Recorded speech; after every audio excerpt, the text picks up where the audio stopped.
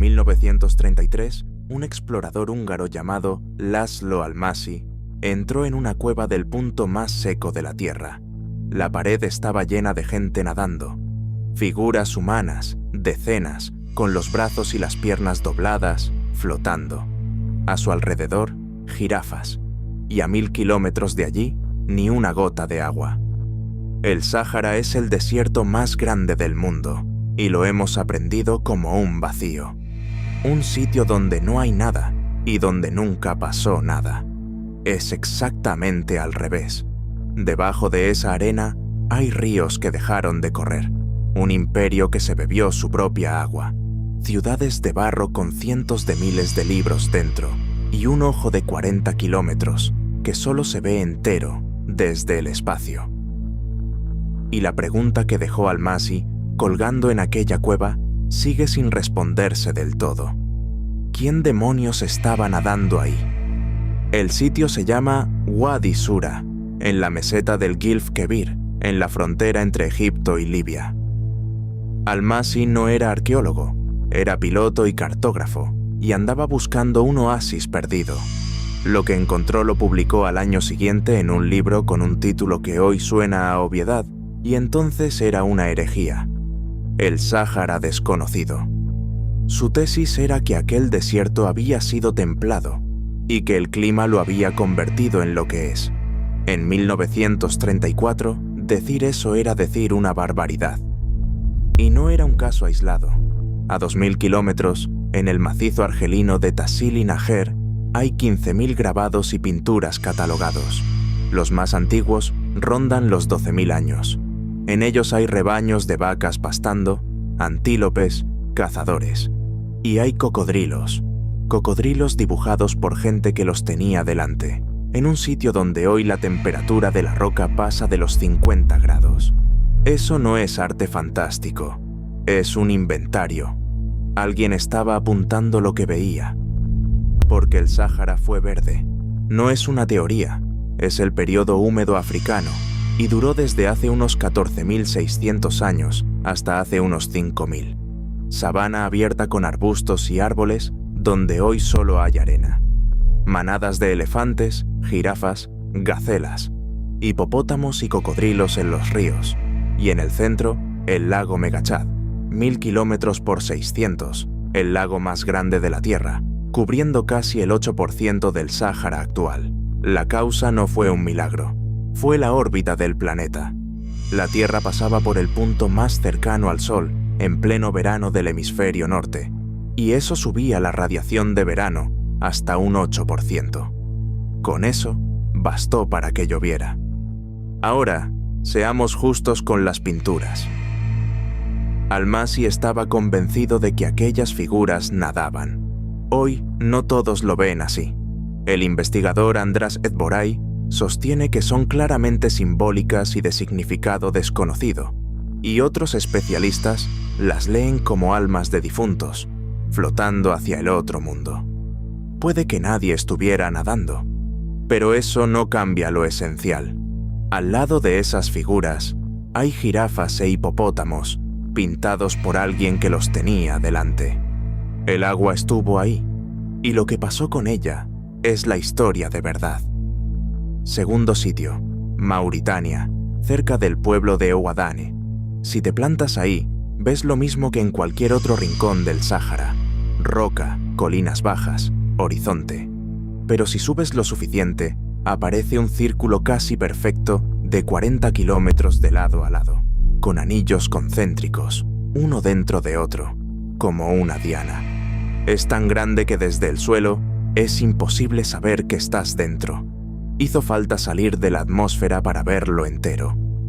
Durante casi 40 años, la explicación oficial fue que aquello era la cicatriz de un meteorito. Se estudió como cráter de impacto desde los años 30, y en 1969 se acabó.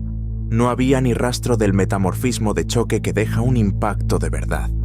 Ninguna de las huellas que la roca conserva cuando algo la golpea a esa velocidad. La estructura de Richat no es un cráter, es un domo. Una intrusión de roca ígnea que empujó las capas de sedimento desde abajo.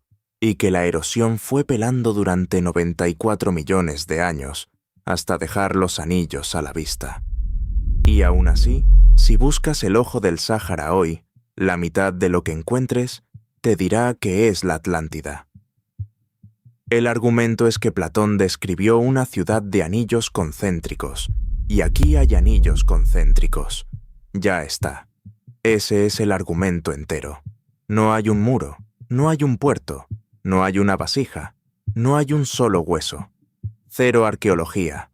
Es una forma que se parece a un dibujo. Lo interesante del ojo no es la ciudad que no está, es que llevamos 90 años mirándolo y todavía discutimos qué es lo que estamos viendo. Tercer sitio, y aquí la cosa cambia de naturaleza. Tombuctú, en Malí, a la orilla del río Níger, donde el desierto empieza. En 1327, un rey llamado Mansa Musa mandó levantar allí la mezquita de Djinguereber, de barro, que sigue en pie. Ese rey es famoso hoy por una peregrinación a la Meca en 1324 que dejó tanto oro por el camino que, según el cronista Al-Umari, el precio del oro en el Cairo cayó de 25 a menos de 22 dirhams y no se recuperó en 12 años. Aunque conviene decirlo, el historiador Warren Schultz sostiene que esa caída entra dentro de la fluctuación normal del oro en el Egipto de la época, y que las cifras que circulan por Internet son literatura, no contabilidad. Pero lo que hace de Tombuctú un sitio incómodo no es el oro, son los libros. En esas casas de barro se guardaron manuscritos que van desde finales del siglo XIII hasta principios del XX. Tratados de astronomía, de medicina, de derecho, de matemáticas, poesía, crónicas. Escritos en árabe y también en lenguas africanas con alfabeto árabe, Fula, Songhai, Tamasek, Bambara, Soninké. Uno de esos manuscritos describe una lluvia de meteoros de agosto de 1583 con estas palabras: las estrellas volaban como si se hubiera encendido fuego en todo el cielo. Un astrónomo en el Sahel, anotando el cielo de una noche de agosto, hace más de 400 años. A esa gente se le dijo durante siglos, desde fuera, que no tenía cultura escrita. En 2012, los yihadistas de Ansar Dine tomaron el norte de Malí y anunciaron que aquello ardería. Y entonces pasó algo que parece de película y está documentado. Un bibliotecario de la ciudad, Abdelkader Haidara, y una especialista estadounidense en conservación, Stephanie Diakité, organizaron la evacuación, familia por familia. Los manuscritos salieron escondidos en baúles, en sacos de arroz, en coches particulares, en burros y río abajo en barcas, hacia Bamako. Unos 350.000 manuscritos. Ansar Dine quemó o robó 4.203. Se salvó el 90% de lo que estaba amenazado. Y hay una segunda ciudad de libros, más al norte, en Mauritania. Se llama Chinguetti. Se fundó en el año 777 y conserva 5 bibliotecas familiares con textos de la Baja Edad Media. Allí no hay yihadistas. Allí el enemigo es la arena. Las dunas marcan ya el límite oeste del pueblo y varias casas se han abandonado directamente porque el desierto se las está tragando. No es una metáfora ni una previsión. Está pasando ahora, y las familias que guardan esos manuscritos llevan generaciones haciéndolo. Cuarto sitio, y volvemos a la pregunta del principio: el agua. Cuando el Sáhara se secó, no toda el agua se fue. Una parte quedó atrapada bajo la roca y sigue ahí. En el suroeste de la actual Libia, en el valle del Fezzán, hubo un pueblo que la encontró, los garamantes.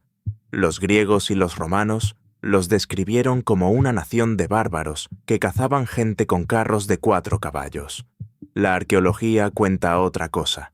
Su capital, Garama, tenía unos 4.000 habitantes, con otros 6.000 en aldeas a 5 kilómetros a la redonda, y en el conjunto del valle pudieron vivir hasta 50.000 personas, en mitad del desierto. ¿Cómo? Excavando. Construyeron una red de túneles y pozos verticales bajo la capa de caliza para sacar el agua fósil que había debajo. Se llaman fogarás. Las fechas se discuten, pero aparecen entre el año 200 a.C. y el 200 después, y siguieron usándose hasta al menos el siglo VII. Y aquí está el problema, el mismo de entonces y el de ahora. El agua fósil no se repone. No la trae la lluvia porque no llueve. Es un depósito cerrado. Siglo tras siglo, el nivel fue bajando. Y cuando el agua dejó de alcanzarse, el reino Garamante se apagó. No lo destruyó un ejército. Se quedó sin lo único que lo hacía posible. 1300 años después, en el mismo desierto, alguien volvió a hacerlo. En 1984, Libia empezó a construir lo que llamó el Gran Río Artificial. No es un río, es la mayor obra de riego del planeta. 2.820 kilómetros de tubería de hormigón enterrada, más de 1.300 pozos de más de 500 metros de profundidad y 6,5 millones de metros cúbicos de agua al día, viajando hasta 1.600 kilómetros hacia Trípoli y Bengasi. Costó más de 25.000 millones de dólares. Hoy da el 70% de toda el agua dulce que consume el país. Y esa agua es exactamente la misma que bebieron los garamantes. Se acumuló en el subsuelo durante la última glaciación, cuando aquí llovía, y no se está reponiendo. Las estimaciones sobre cuánto queda no se ponen de acuerdo. Y esa es toda la información que necesitas. Al ritmo de extracción de 2007, hay quien calcula que podría durar 1000 años. Y hay quien calcula que podría vaciarse en 60 o 100. 60 años. Un país entero bebiendo de un depósito que nadie sabe si aguanta lo que tarda un niño en jubilarse. Volvamos a la cueva.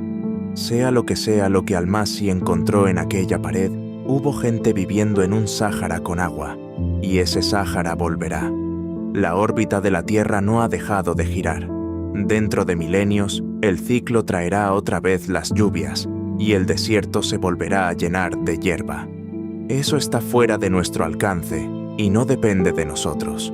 Lo que sí depende de nosotros es el otro depósito, el de abajo, el que tardó una glaciación en llenarse. Los garamantes no lo sabían. Nosotros sí lo sabemos, y estamos bombeando igual. Y esa es la única diferencia real entre ellos y nosotros. Ellos tenían la excusa de la ignorancia.